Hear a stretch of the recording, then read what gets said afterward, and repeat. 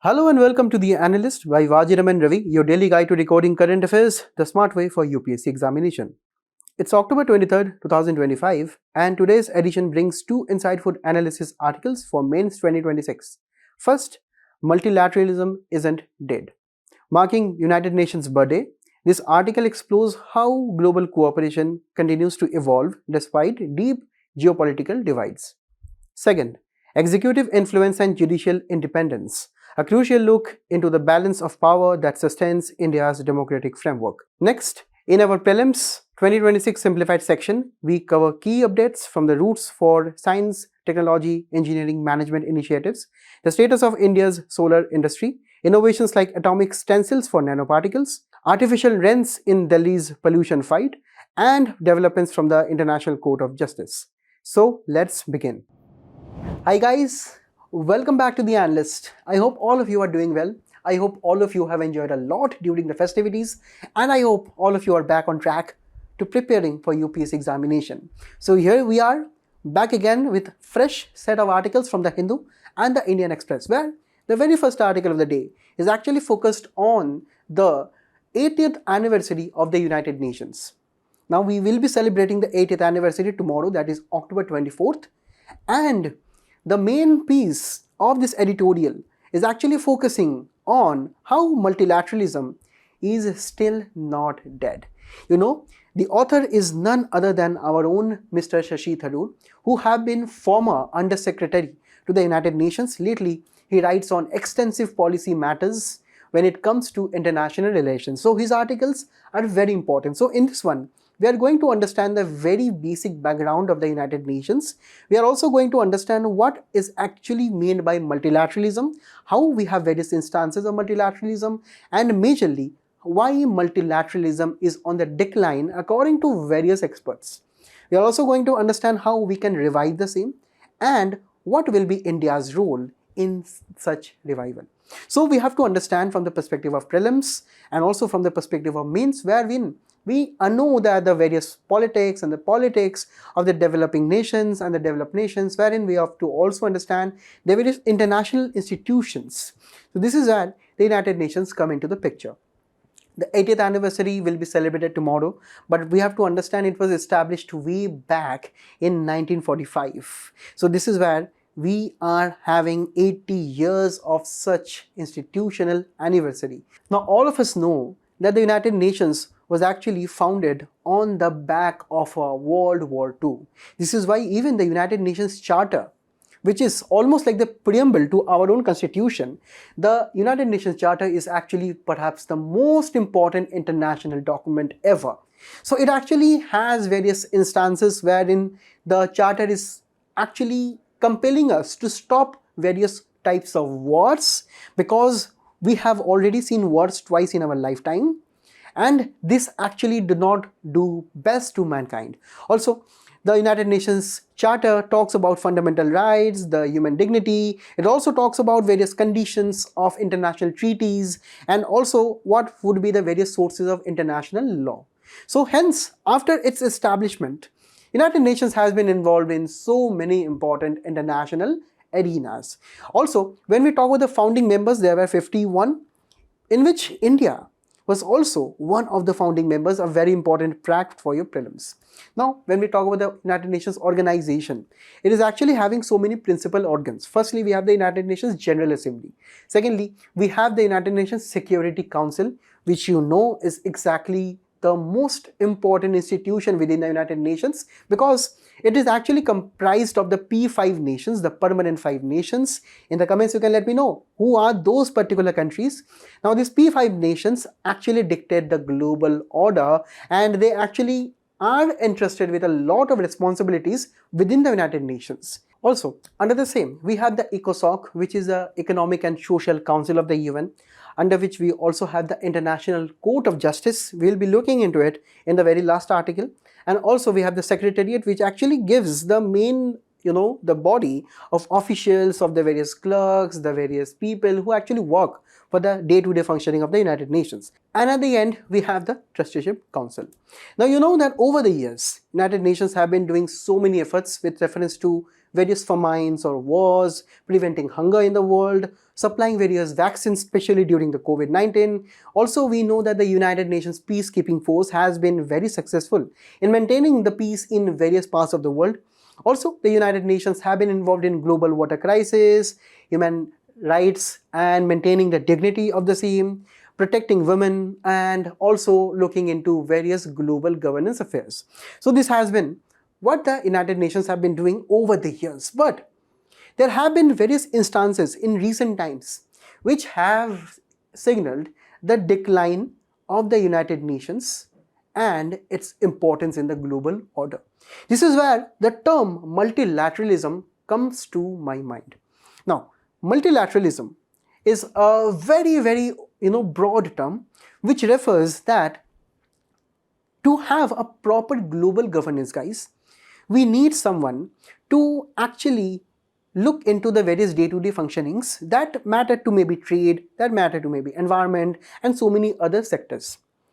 That is why we have so many international institutions such as the United Nations, we have the WTO, we have the WHO, we have the various other international organizations such as the World Bank, IMF. Some may be within the part of the United Nations, some are actually outside the United Nations. But historically, these institutions have been very important because various countries of the world are actually members of such organizations and they act in accordance to the various decisions, agreements, and the treaties which are adopted at this kind of organizations. So, in essence, multilateralism is actually the unification of three or more countries wherein they come closer to cooperate on the global issues. So this is where we have seen how over the period of time we have had United Nations, the World Bank, IMF, even the recent organizations such as BRICS and the BIMSTEC and so many other ones. So this is actually how we can have global cooperation with the cooperation within the countries themselves. This is what we have to understand. In recent times, multilateralism is on the decline. If you look into the various articles which are coming out every day, we see that recently US has withdrawn from key United Nations Human Rights Report. Also, the UN faces 500 million budget cut and 20% job losses after big drop in US funding.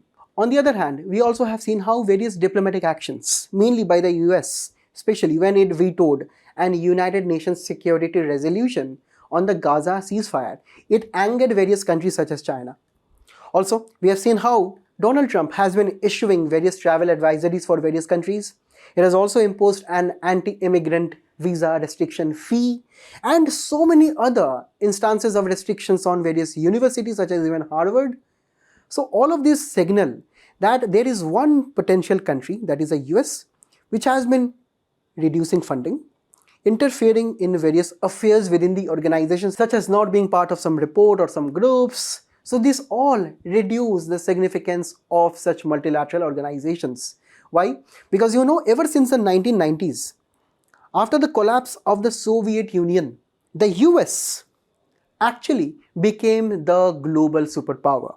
Whether it comes to economic or military or any other affairs, since 1990s to even right now, despite the rise of China, we have seen how US is still very much influential. And if US do not remain in such organizations or do not cooperate holistically, the very organizations such as the United Nations or the various other organizations, they also suffer. Now guys, here we have various other reasons. And these are all the reasons where Mr. Thadur is actually asking us whether this is actually the end of multilateralism or not. Now first we look at the first issue, that we have seen how the various international institutions and their norms are weakened right now.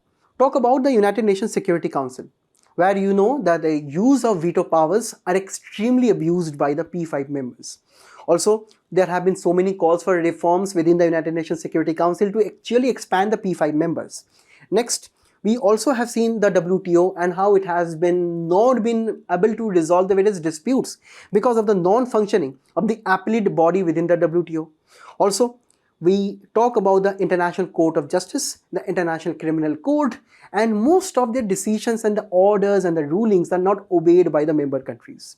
Also, right now we have seen how the US and China and the various Western powers are actually using non-military tools. These are mainly economic restrictions, protectionism, which actually when we talk about the rise of nationalism and unilateralism actually signifies.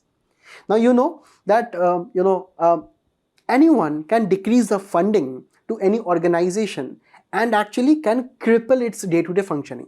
That is what the US has been doing since decades. Now, apart from that, the US and the various Western countries right now, even the entire world right now, has been seeing the rise of nationalist policies. And when we talk about national policies, we actually talk about policies such as Make America Great Again, or even the Chinese indigenous development, wherein they are actually imposing tariffs right now and various other non-tariff barriers to actually not make it possible for the developing countries such as India to export their items to their markets, just in the name of protectionism, right? Also, they are actually trying to reject various international agreements in their favor. For example, when we talk about the US, it exited the Paris Agreement, and if we know about the same, it is a very, very important global climate agreement. So we can only understand the consequences of the same in the long term. Next, when we talk about the geopolitical fragmentation and polarization, right now we have great power competition. This means that the US and China are always locked in horns against each other. We have seen since 2016 the rise of the trade war. That was the first part. The second part of trade war is going on right now, where India is also right now pulled in along with China by the US by imposing high tariffs not only on goods but also various restrictions on the various immigrants from India to US in the actually terms of $100,000. So this is how we have seen also the rise of alternate blocks in recent times, wherein these blocks have understood that the United Nations or say the global Western multilateralism system is not working. So we have to make our own international blocks. And in this way, we have had the BRICS, the SCO, the BIMSTEC in our own region, right? So this is how actually we are trying to diversify apart from the Western multilateralism.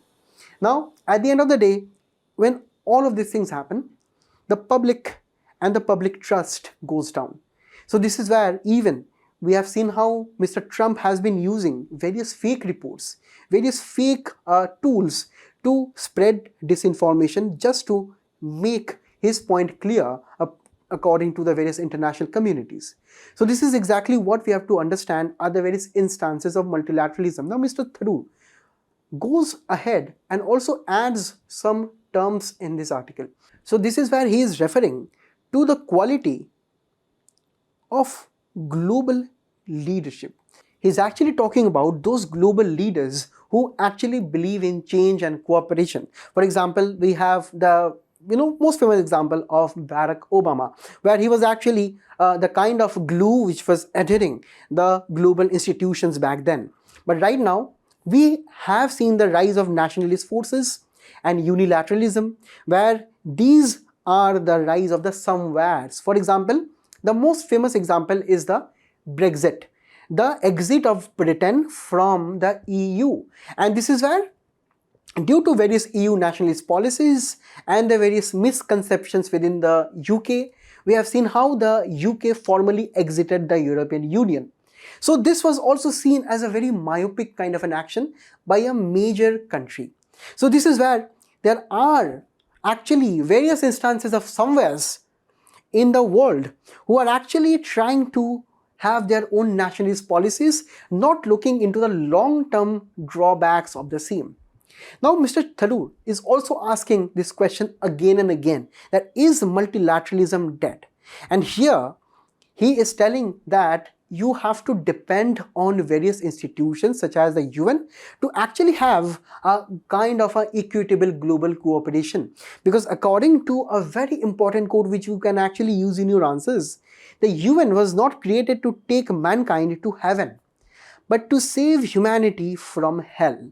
It is actually talking about the various background of the two world wars which we have fought, and right now we have the United Nations to bring in cooperation. Over the course of time, we have actually seen how the United Nations have delivered on the Universal Declaration of Human Rights, the Sustainable Development Goals, the Paris Climate Agreement, all of them were actually part of the United Nations agenda. Apart from it, we have also seen in the very first slide how UN has actually worked for the humanitarian relief, the peacekeeping missions, and various international treaties and global health responses.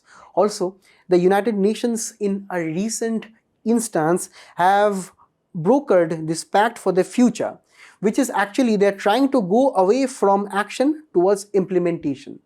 Also, apart from that, Mr. Tharoor is arguing that okay, multilateralism is still there in such spirit of the United Nations. Apart from that, we also have seen the rise of mini-lateralism. This term refers that since multilateralism on a global scale is not able to perform due to United Nations and the influence of the US within them and the various other factors that we have discussed right now, all of the countries, especially India, right now is trying to have various bilateral agreements with various countries or becoming a part of the BRICS, the Quad and the various other organizations. So this is where minilateralism is actually becoming very, very popular, and even China is doing the same with an intent to have better critical minerals deal with maybe the African nations, or maybe having a better agreement with Pakistan with reference to getting back to India, or various other instances where China is also doing the same.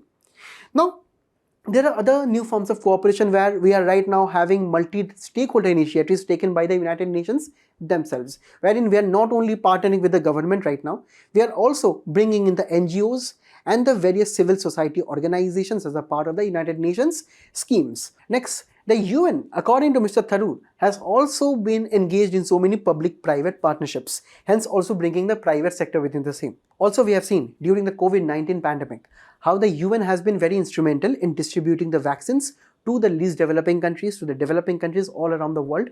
And finally, when we talk about climate change, we cannot ignore the role of the United Nations, and especially the various adoptions and the resolutions adopted at the United Nations General Assembly. Now, this is where we have to now understand that such small instances of where multilateralism is still present is not enough. We have to do more. For example, firstly, we have to start with reforming the institutions themselves so that no US, no China can have the single say in the day-to-day operations within the same. The US and China, they know well that the organizations work on funding. So that is where we have to take the very first reform.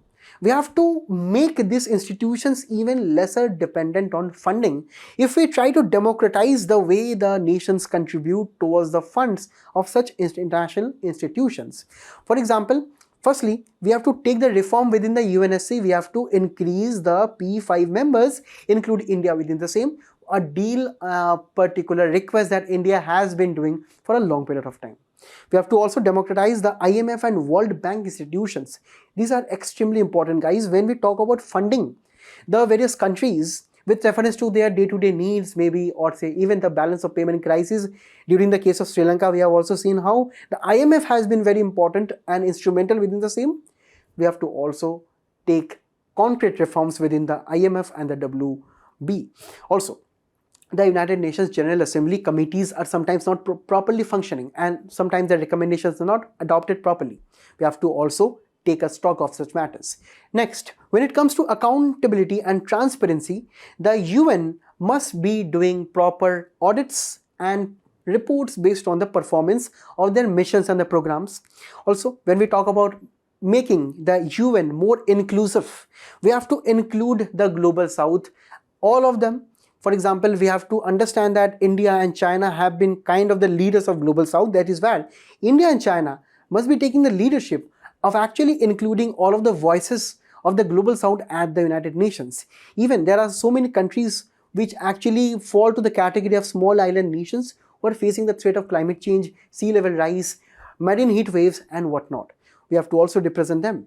Next, when we talk about the 21st century, we cannot ignore the digital ecosystem and also the climate resilience or the climate governance imperatives. So this is where we have to include modern technologies, and also we have to include climate cooperation agreements and deals in each and every United Nations treaty.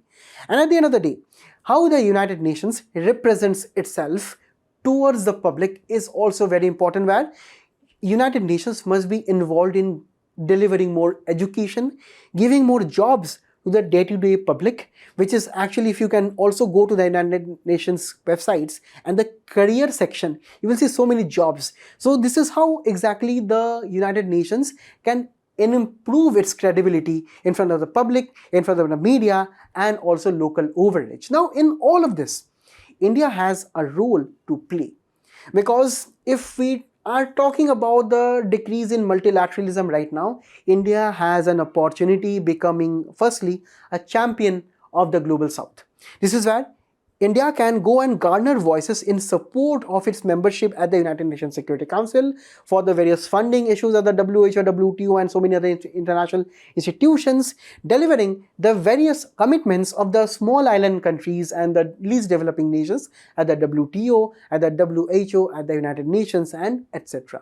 Also, we must be trying to advocate for various reforms which are due at the United Nations ever since its formation. It has been, say, 80 years since the United Nations actual, architecture or the, hierarchy has not changed. Also, we must be trying to become a norm entrepreneur. We know that entrepreneur is someone who actually takes ideas plus capital to profits and innovation in any economy. But when we talk about India become a norm entrepreneur, we are actually talking about, for example, India becoming a global, powerhouse for talent. We also have to understand that Vasudev Kutumbakam is actually the very cornerstone of our own Indian cultural ethos. So this is where we can actually promote such ideas. Next, we have to become a bridge builder within the United Nations. We have to solve the various issues, and at the end of the day, we have to also take sectoral leadership and not adopt a one-size-fits-all policy. For example, we have to take sectoral leadership, for example, in textiles, in agriculture, wherein both of these issues and even fisheries have been debated widely at the WTO, and India recently have got some successes within the fisheries sector too. So this is where we can take our sectoral expertise. We can also take part in so many international organizations, agencies which India is part of, and hence take the cooperation to the next level in such institutions too.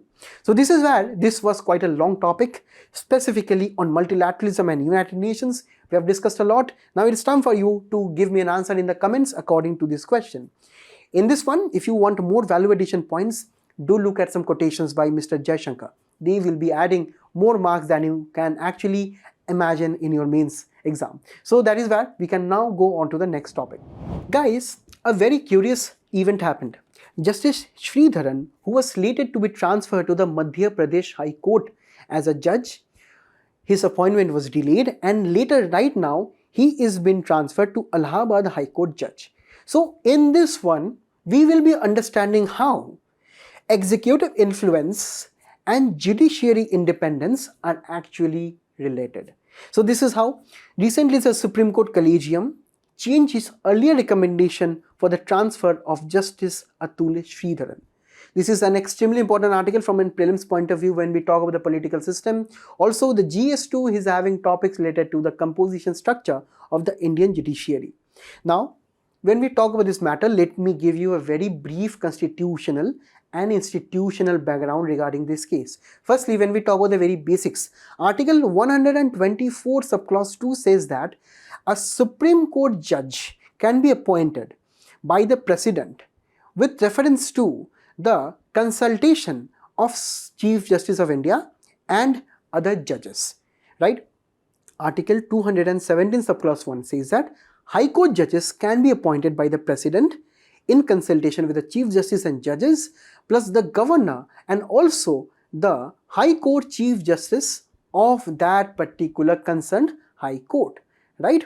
Now, also, when we talk about the transfer of High Court judges, Article 222 tells that it is possible on the orders of the President in consultation with the Chief Justice of India. Now, in all of these articles, we have a very important and interesting word which is known by the consultation. Now, when I talk to you and I consult to you something, maybe you can listen to me or you cannot listen to me also. But when we talk about the same within the Constitution, Supreme Court of India, throughout its first judges, second judges and third judges cases, it has iterated that consultation is actually equal to concurrence. Now, how this actually came out was firstly via the 1981 SP Gupta versus Union of India case, which is popularly also known as the first judges case, because it actually talked about regarding the appointment of the judges, both the Supreme Court and the High Court judges, wherein the particular first judges case reflected the primary importance of executive in a judicial appointment. So it actually okayed that, okay, the executive, for example, say the Council of Ministers, they can take part within the judicial appointments.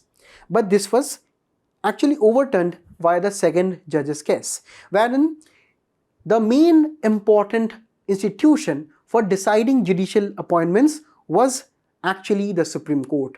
And since then, we actually have the Supreme Court who is having the final say with reference to appointment of the Supreme Court and the High Court judges, wherein in 1993 in the second judge's case, the collegium system was formally created. And the third judge's case of 1998 is actually talking about how we can actually expand the collegium. And in the second judge's case, it has to be noted that here the Supreme Court told that according to Article 124, 217, 222, whatever, whenever we find the consultation word, it is actually equal to concurrence of the Chief Justice of India. Now, in the third judge's case, the main concurrence that was reflected in the second judge's case with reference to Chief Justice of India was expanded right now. So, it right now told that Chief Justice of India plus 4 senior most Supreme Court judges for Supreme Court judge appointment should be the collegium, so that the Chief Justice of India is not the single authority on the judicial appointments, so that you have to also take the plurality of the views of various other judges too, as a part of the senior most judges. Also, when we talk about the High Court, Chief Justice of India plus 2 senior most Supreme Court judges will be overseeing the appointment at the High Court level. So, herein we have to understand has been the total kind of an evolution for the appointment of Supreme Court judges. And this is how the Supreme Court took on itself the responsibility of appointing the judges throughout this collegium system. Now, the Union government brought in 2014 an act known as a NJAC. It is actually talked about bringing the executive back again into judicial appointments, but it was struck down in 2015 because it went against judicial independence, the basic structure according to the Supreme Court. Because according to the Supreme Court, the executive cannot be part of the judicial institution or say the appointments, because this goes against the separation of powers. So let me know in the comments whether you agree with it or not. Also, the current issue is actually regarding the same. Right now the central government cannot do too much. It can maximum try to delay the appointment of various judges, and such a delay can send a signal to the Supreme Court collegium. And this is exactly what the matter is. So this is where, this has been the pattern of executive interference over the past few years.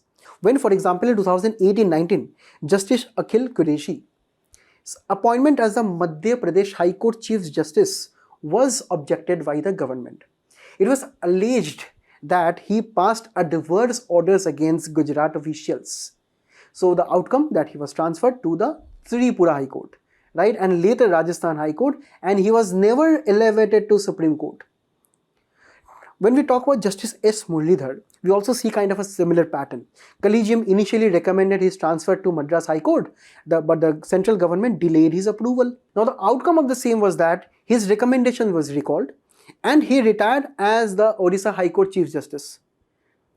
Also, the same thing happened to Justice Jayan Patel, who actually resigned after being denied elevation to Chief Justice.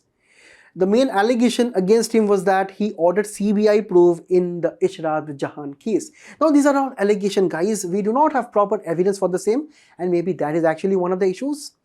And that is exactly, we have to know how the executive influence can be exerted, or how the executive can be extremely important with reference to judicial appointments. Firstly, The executive has control over appointments and transfers by actually having a small time frame where they can actually delay the appointments or they can request some arbitrary transfers in such delays. So this delaying is kind of a message to the judiciary that maybe you look at the file again, maybe you can recommend some other names, maybe this high court is not enough, maybe you can go on to the various other high courts, maybe you can actually elevate a judge of less seniority, right, so that that person cannot ever become the chief justice of that high court, or there can be so many reasons, right. Also, the financial and administrative leverage, for example, the budgetary control, because the finances and the various other proceeds are actually managed by the the central government to be transferred to the judiciary. Also, when we talk about the post-retirement appointments, we have seen in recent times how many justices are actually given party tickets to fight elections. Recently, a case also happened in Eastern India. Also, we have seen how we have so many High Court judges or Supreme Court judges becoming members of their own state legislative council or even Rajya Sabha. Also, we have seen how the government recently has been establishing quasi-judicial bodies which are tribunals. Now, tribunals are not part of the judiciary, but their orders and various instructions are actually binding, right? So, the government has been setting up so many tribunals just to not let various cases go on to the judiciary. Well, it has been reducing the burden of the judiciary, but also it has been lessening the efficacy of the Supreme Court and the High Court orders in recent times, according to some experts. Next, when we talk about judicial decisions, sometimes many of the state governments are non-compliant with the rulings. Also, the investigative agencies such as the CBI, the ED and this kind of central investigative agencies have been on the rise instantly, and also they have their own courts. They can actually sentence some accused person with reference to their own kind of courts and their hierarchy. So this is also some of the cases where the executive is exerting influence. Also, when we talk about public perception, there have been so many instances where various MPs, various MLAs have publicly criticized Supreme Court judges, so High Court judges, their orders, their rulings. Also, there have been instances where the government has been delaying clarification on the recommendations of the Supreme Court and the High Court on various public issues. So this is actually how we have to understand that even according to the International Commission for Jurists, our own Indian judicial independence is at stake. When we also talk about various other issues, we have judge pendency, right? For example, no court works with full capacity except the High Court of Sikkim and the District Court in Chandigarh. Can you imagine this? Also, if you see the amount of pending cases across the various courts are increasing over a period of time, where we have seen that the criminal cases and the civil cases are amounting to more than 4.6 crore. Also, we have seen how the cases have been disposed in the National Lok Adalats during the few years, and this means that many of the cases are being disposed at the local Adalat because simply our higher judiciary is overwhelmed. Also, if you see that the judiciary in India is still a male bastion, that means we have slow rise in number of women judges in the Supreme Court.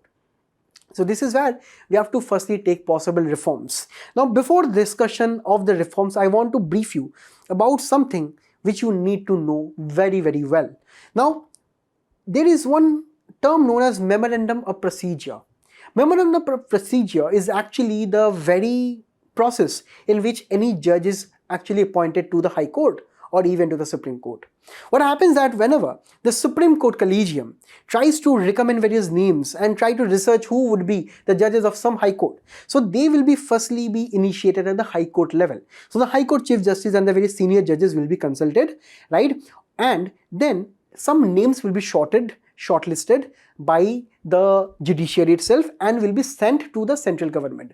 The central government will be then sending the names to the IB, the Intelligence Bureau, who will be running all the background checks, looking into the transactions and all of those things of those shortlisted names.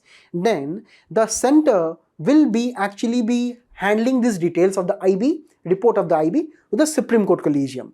Then the Supreme Court Collegium, based on the details, will be taking a decision, and then it will be sending the recommended list of candidates for the appointment to the High Court judges will be sent to the center. Now the center can notify the changes directly, they can return the names and they can also give their own recommendations. So this is the small discretion that the center has in this memorandum of procedure. And let me tell you, none of these details are given in public. Now, when the center will be returning, the Supreme Court have three options. It can ask the center why you have returned the same, give me more reasons. It can straight away reject that this kind of thing that you have done is not valid, so you have to pass these names and make them judges. And also, they can reiterate the same. Now, after the Supreme Court will be telling or instructing the center, this is binding on the center. So after this, the President of India has to actually appoint the judges. So this is exactly how the memorandum of procedure is taking place. You know that this is quite comprehensive, but this is not inclusive, because we do not know as general public what are the various recommendations which is given by, say, the center or by the Supreme Court in return for the judges. We do not need the IB report because these are confidential reports, but we at least need to know what is going on within the MOP. So we need to reform the process here. Also, we need to increase the diversity to bring in more women and to bring in more SC communities, the minorities within the Supreme Court and the High Court.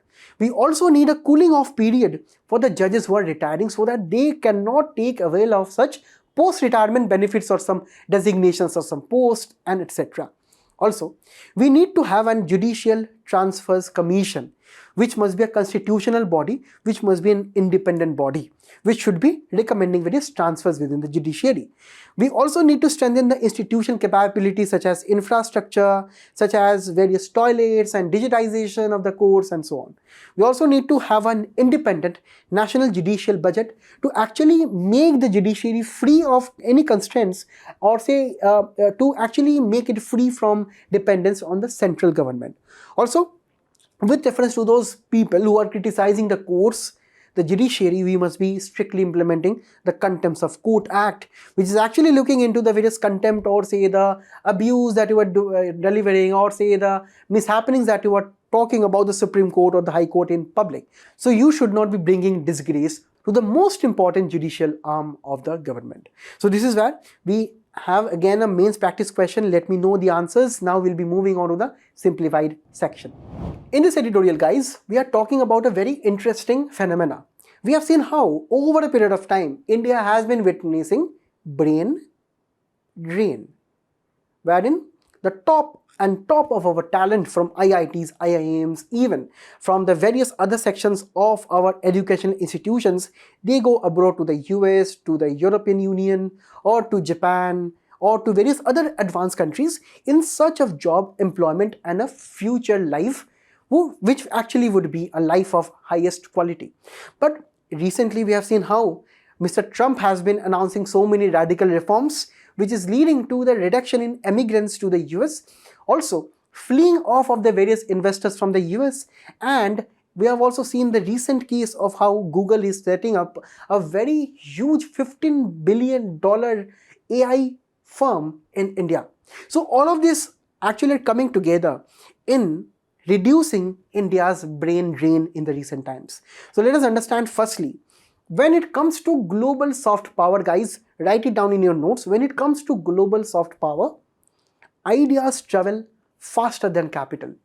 And it is people, human beings, it is us who will be getting those ideas. So our ideas are much more worthy than capital or mere money. So if you have good people in your country, you will have more ideas, more innovation, which can actually give you more capital over a period of time. So this is actually a thing which you should be using in your answers. Now we have to understand that recently there have been so many curbs on various universities in the US, the center's initiative to attract top-tier Indian origin talent, also Google's recent investment of $15 billion, right, for AI data hub in Andhra Pradesh. And all of these things are signaling or hinting towards a pattern of decreasing brain drain in the recent times. Wherein we have to understand initially when the brain drain took place, for example in the 1960s and the 70s, when many Indians actually left India for a good life abroad. They got better pay and prestige. They also had limited research funds in the country. For any research fund or increase in the same or say appointments, you had to go through a red tape or say bureaucratic hurdle. Also, the freedom of your own academic ideas, especially in the social sciences, for example, with reference to political ideas or historical excavations and so many other instances that you have seen in India, have been very controversial.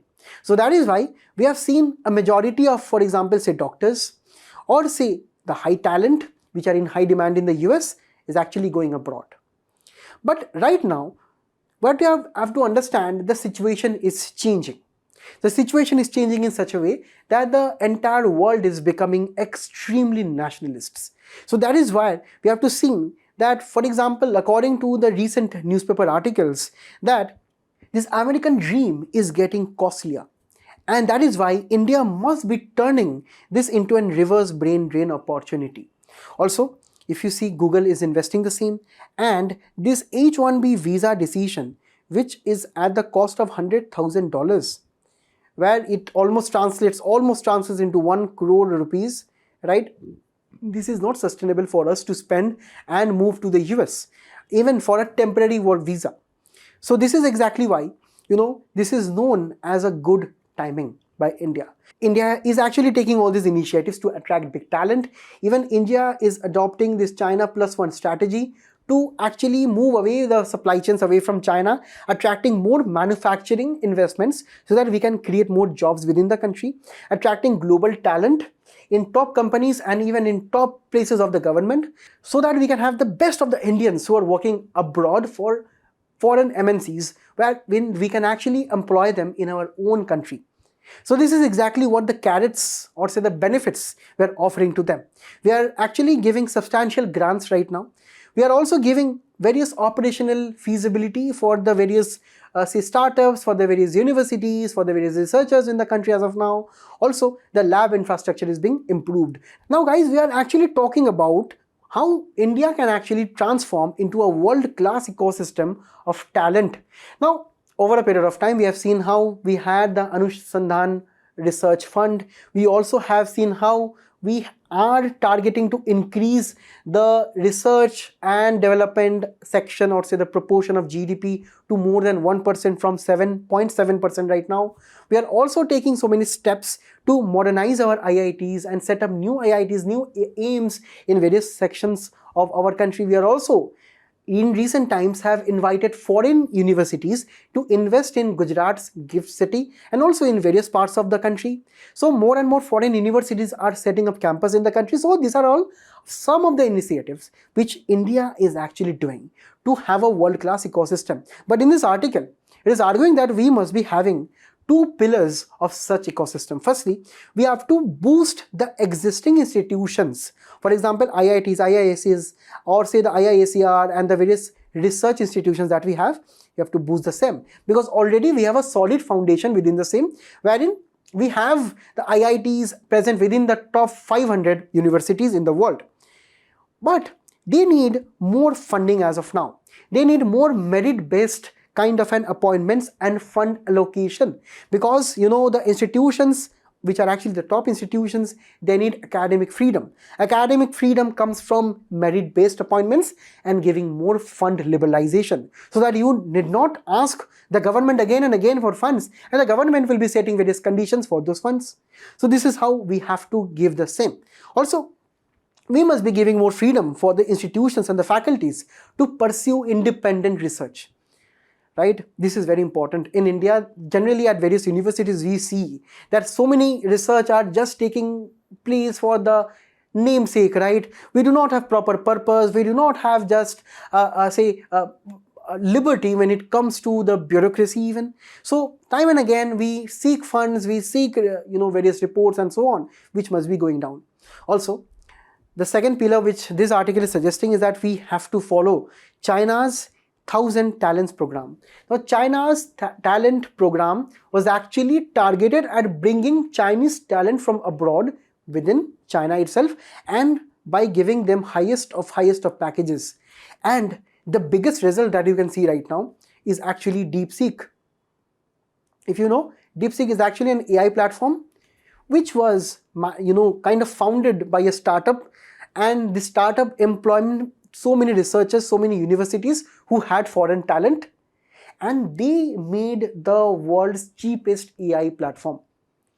And this is exactly how it also posed a challenge to the ChatGPT and even Nvidia, who is actually supplier of the graphical processing units, the GPUs, who are very instrumental for the AI powerhouse in the entire world. So this is what they have done by attracting top talents and also various investments in the university infrastructure. And this has actually resulted into China having 1, 2, 3, 4, 5 countries within the top 100 of the QS World University ranking. This is actually a very, very big feat, and if you can also see, one of them is actually within top 20. So this is exactly what India can also actually implement in the country. Now we will move on to the next one. Guys, this editorial from the Hindu is actually focusing on how India as a country has progressed in the solar power industry, but there are still various gaps that we have to actually bridge.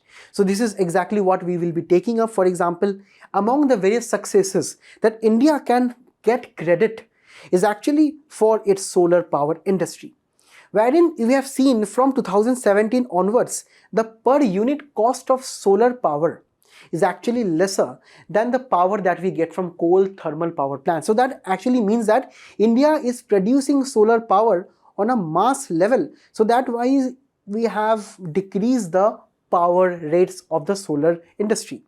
Also, we have to understand that in 2024-25, the International Renewable Energy Agency reported that India generated around 108,000 gigawatts of solar energy. Now this is measured in gigawatt hour, and we have left Japan behind. We are right now third behind China and US. We have to understand that India's capacity to manufacture solar modules have increased to 100 gigawatt in 2025, so that our own domestic solar module manufacturers are doing good. Finally, when we talk about India's domestic international solar capacity, we have around 117 gigawatts.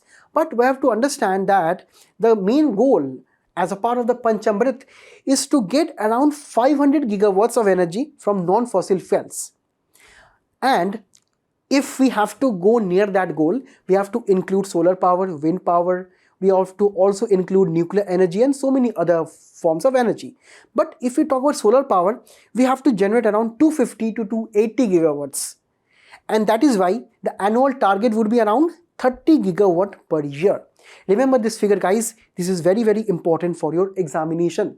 So if you want to give good recommendations, you can tell that India should be adding 30 gigawatt of solar power every year to meet the target of the 500 gigawatt from non-fossil fuel sources.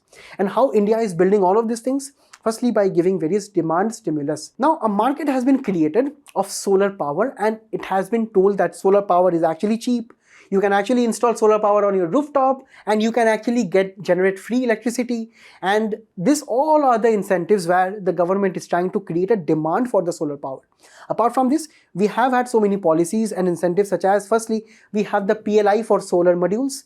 We have the associated list of various manufacturers for solar panels, for solar modules, which are actually the domestic list of manufacturers who only can actually manufacture the solar modules, and this is actually to prevent Chinese dominance.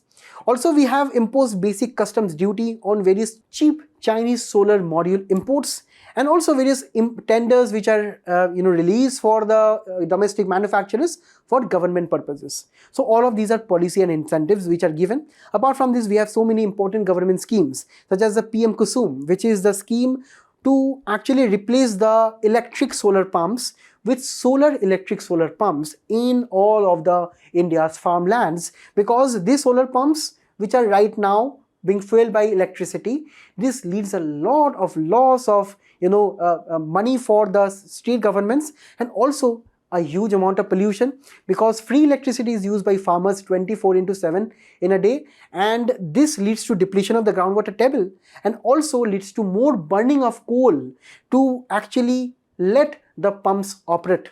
So this is how we can actually bring in better reform. Next, we also have the PM Surya Ghar Muft Bijli Yojana, which is the rooftop solar panel scheme of the government, which the government will be giving so many incentives to the consumers so that they can install solar panels at their homes. Also, we are seeing increase in private investments, mainly by construction of mainly big solar parks in Rajasthan, in Gujarat, by Reliance, by Adani, and the big industries, because they are right now transitioning towards the green sector, and that is why they have so many investments in the solar sector of our country. At the end, you can also see how the solar exports of the various modules are increasing over a period of time. Right now, this is where we have to understand that on ground something else is happening despite the goal that we have. The goal is having 500 gigawatts of non-fossil fuel power by 2030, and for which we actually have to dedicate around 30 gigawatts addition of solar power every year.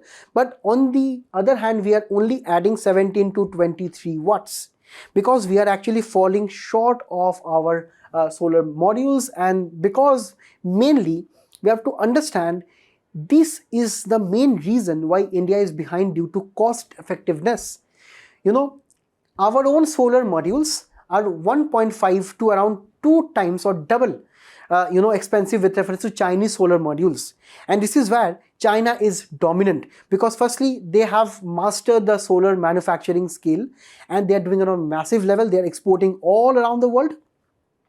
They have primarily materials which actually go into manufacturing of the solar modules, for example lithium and the various other critical minerals. As you know, China is actually a major powerhouse of critical minerals, and also they have advanced production techniques.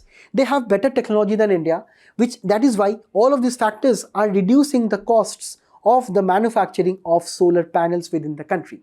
So this is exactly why we have to understand that India must be taking some positive actions. So with reference to the various schemes and this incentives that the government of India is giving, we have to become more and more proactive. Firstly, we have to understand that recently India and Indian manufacturers have tied with Africa.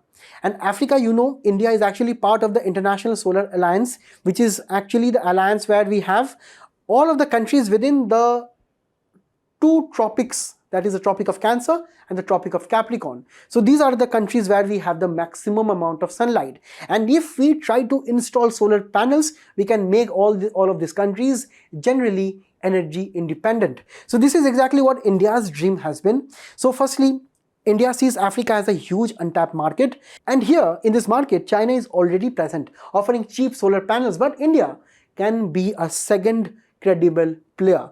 This is why India must not stop to increase its investment in the African continent. Also, the installation gap must be bridged by giving better funds, better incentives to mainly the MSMEs, the micro, small, medium enterprises, because these are the enterprises who are at the various front face of solar wafer manufacturing. Also, the raw material supply must be secured. That is why right now even our own Indian government is trying to send the message that India is willing to pay more but have safer supply chains. For example, we are having better partnerships with Latin American nations, with Australia, who are actually leaders in critical minerals and their reserves and their production. So we can have better partnerships. We can also leverage diplomatic channels by actually having better secure supply chain. And at the end of the day, we also must be giving incentives with reference to the export of the solar models. So this is where we have this topic to be concluded, but there is a particular PYQ from 2016. You let me know what is the answer. You can take some hints from this particular diagram. Now we will be moving on to the next one. Guys, in this article, which relates to your general science and your awareness in the fields of nanotechnology, we are actually fascinated by a recent discovery which the scientists have actually envisaged. Let us understand what it is from the very basics. Nanoscale actually refers to this kind of length, which means 1 billionth of a meter. That means 1 nanometer is actually 10 to the power minus 9 meters. So it generally means, for example, say if I am taking a nanoparticle of gold, on the other hand we have a solid block of gold. Both of this, while having a similar chemical composition, their physical composition, their actually physical properties will be way different. For example, if I take gold, solid bulk gold, that is inert and yellow. For example, say it does not react too much with oxygen and it is yellow in color, right? It has generally gold has a very high melting point, and it is also a very, very poor catalyst. It can conduct electricity very properly, but as a catalyst in various reactions, it is not that good, right? But when we take the same gold, bulk gold, and take a small nanoparticle outside of that, we actually get a gold nanoparticle. But this nanoparticle will be highly reactive, and they can be of various colors. These gold nanoparticles cannot be gold sometimes. They can be red, they can be blue. Why? Because at such nanoscales, light, the properties of light behaves very, very differently. Because since these gold particles have a larger surface area because of its tiny size, right? It has a small spherical shape which can actually individually scatter light better. That is why they have different light properties. Also, their melting point are significantly lower than the original metal. Also, they can be used as excellent catalysts in various kind of reactions. So this is exactly what the nano world looks like, and it is extremely interesting, guys. It is actually pertinent to the quantum world, where the world is extremely small. It is at the even smaller than the scale of an atom. So this is exactly how various quantum effects of color, magnetism and conductivity differs if we take the original bulk article, or say the particle or the metal, with reference to comparing their nanoparticles. Their effects are totally different, right? And also they are very, very versatile. They can actually mix with medicines, metals or various other appliances to actually make new materials. And this is exactly we have done. For example, to understand this very, very simply, understand what the researchers did. They took out a nanoparticle, right? Suppose that the nanoparticles looks somewhat like a football with a checkered pattern of black and white spheres. Now this black and white are actually the very surface of such nanoparticles on a very, very microscopic level. So this is, for example, exactly what it maybe looks like. Now, for example, this nanoparticle on itself is of no use. I cannot use it for anything. But if I can actually change it by maybe coloring it, by grading it, I can maybe get good purposes of it. For example, what the researchers did, actually took some gold nanoparticles outside of the bulk gold. Maybe it is looking like this, and as a first step, it did a kind of an atomic stencil. Remember stencils, guys? While we were very young, we had those blank images wherein we actually had to color. Sometimes we actually had to block some shapes and we have to color around them so that the shape would remain intact. This is exactly what is taking place here. For example, the first step is actually we are trying to create a stencil. This is exactly how we are using iodide atoms as the stencils, and these iodide atoms only stick, for example, to this part of the gold nanoparticle. Now once they have stuck onto these particles, right, these iodide atoms, now we have the white spaces. Now what we can do, we can take another parts of particles and we can color it. Maybe we can color it red.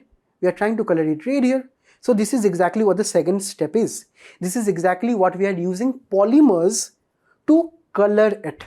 Now we are not exactly coloring it, we are actually allowing the polymers to attach to it, because otherwise the polymers would have attached to all of the ball itself or all of the nanoparticle itself. In the first pillar, in the first step, we have blocked some spaces so that in the second stage, when we will be coloring with polymer, the polymer will not be going into these dark spaces. So this is exactly why we have brought in this technique.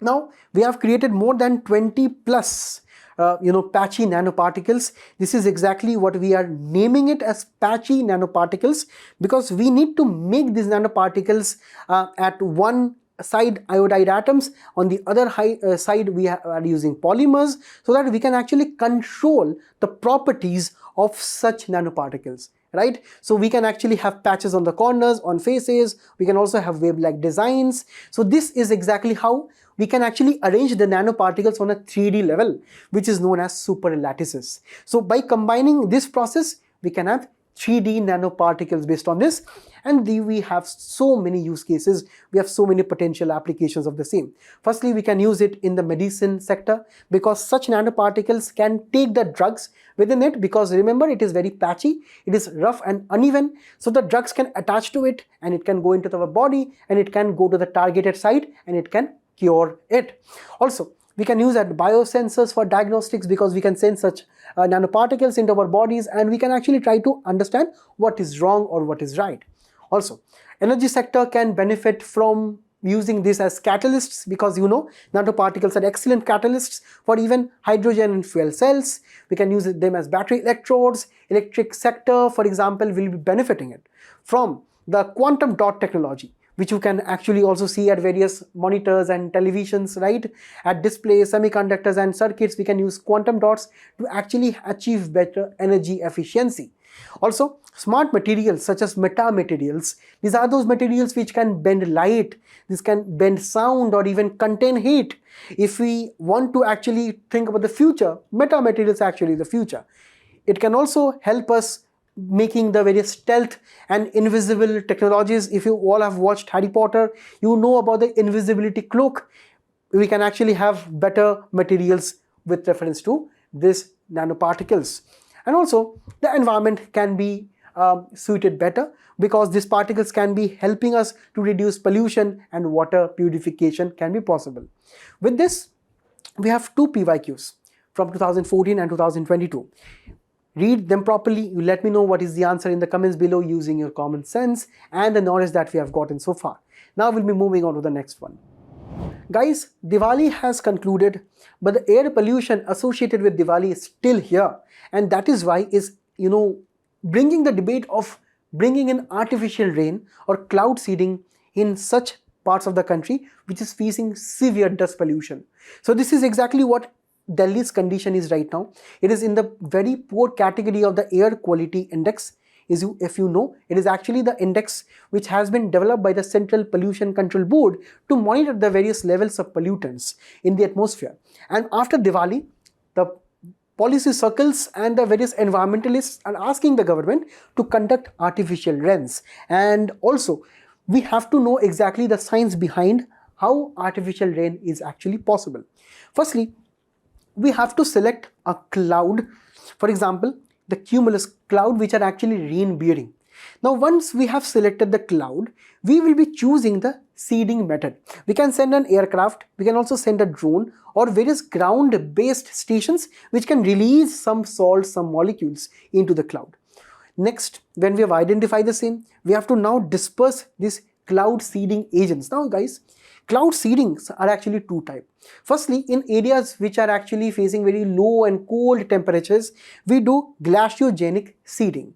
Now this actually leads to the use of silver iodide or dry ice, wherein in the winter clouds we try to bring in precipitation.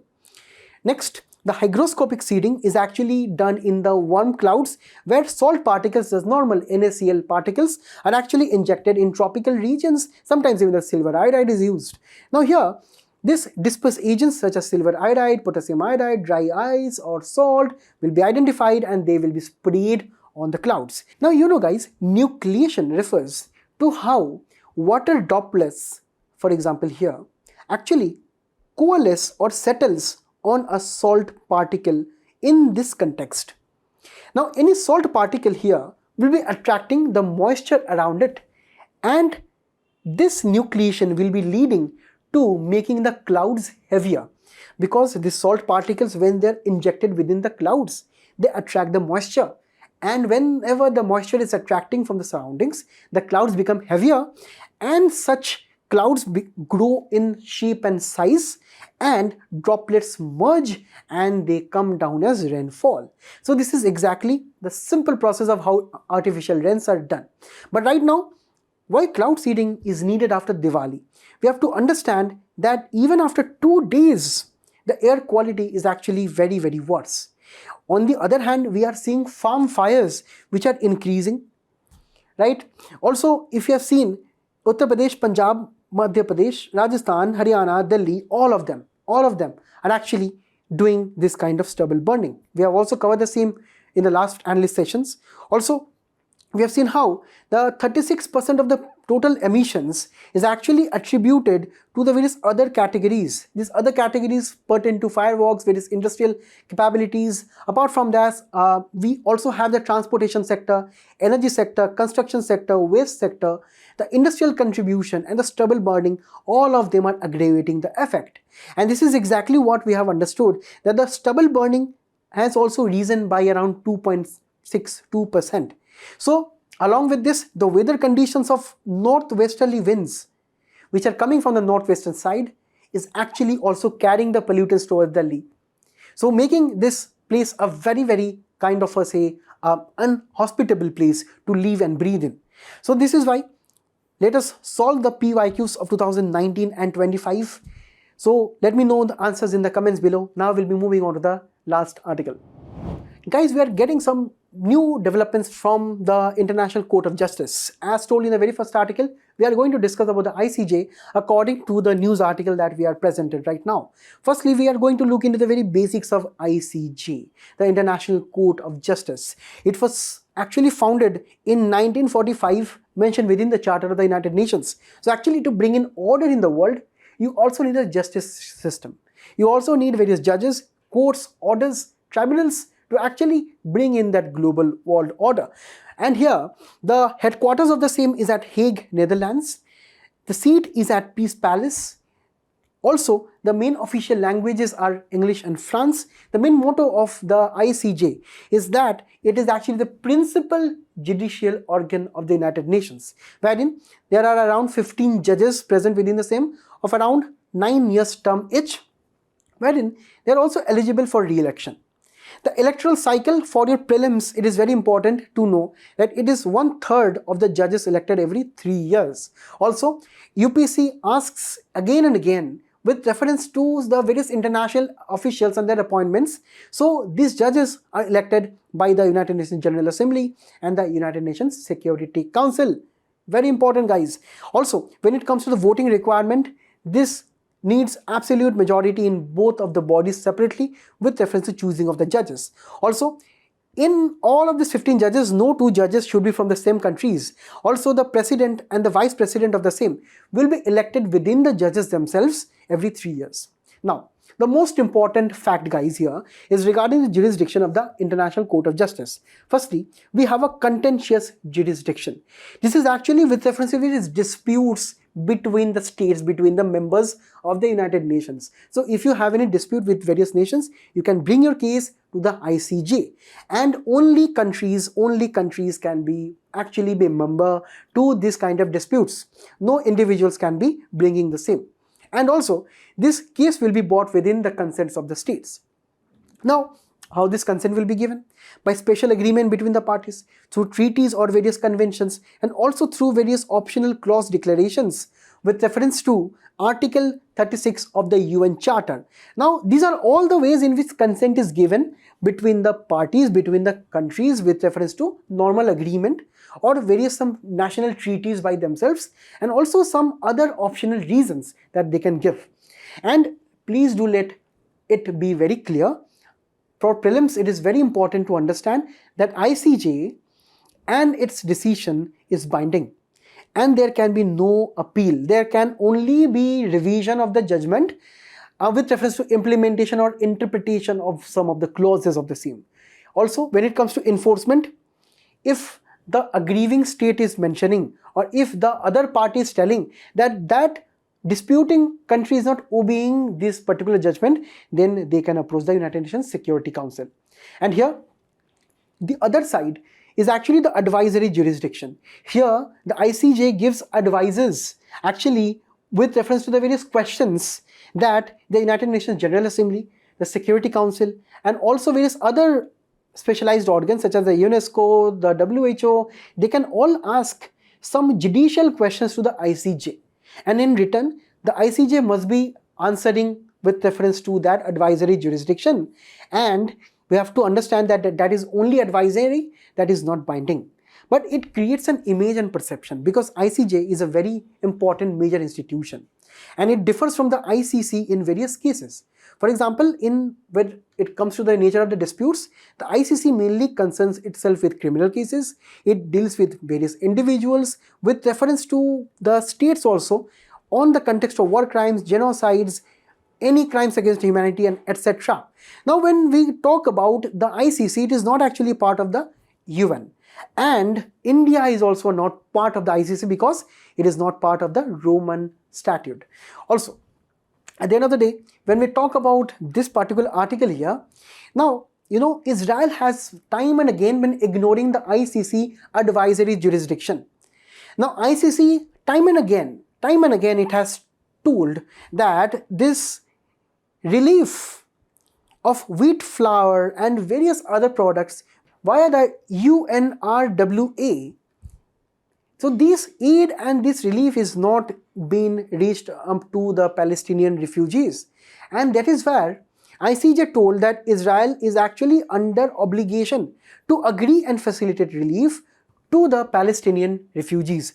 Categorically, Israel has denied the ICJ statements, and it has to be seen what will be done next. But Norway has already taken steps to actually approach the UNGA, demanding that Israel government lift restriction on this particular aid.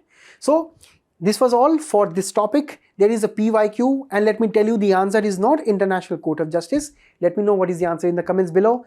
And at the end of the day, I thank you all for being a very patient audience throughout this long discussion. I hope you gain a lot of insights. I hope also you will be attempting the quiz which is following up.